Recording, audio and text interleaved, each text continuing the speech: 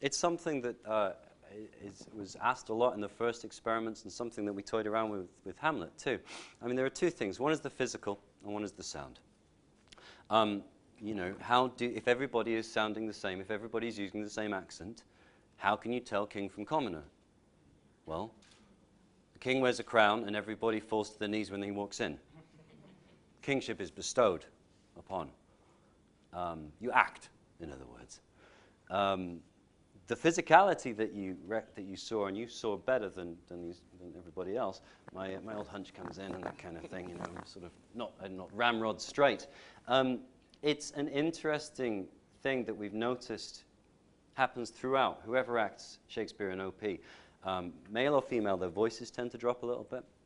Their lower register engages, and they become more active, more physical, and it is apparently, as some people in the room will back me up on, a linguistic phenomenon in that the shifting of the vowels engages different aspects of your tongue and your lips and your mouth, and the effect travels down.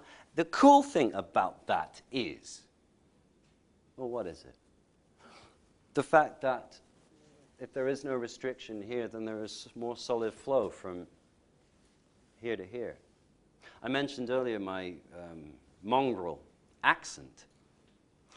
Everything we know about original pronunciation, or how they sounded, the way they sounded, gets us to about 90% accurate.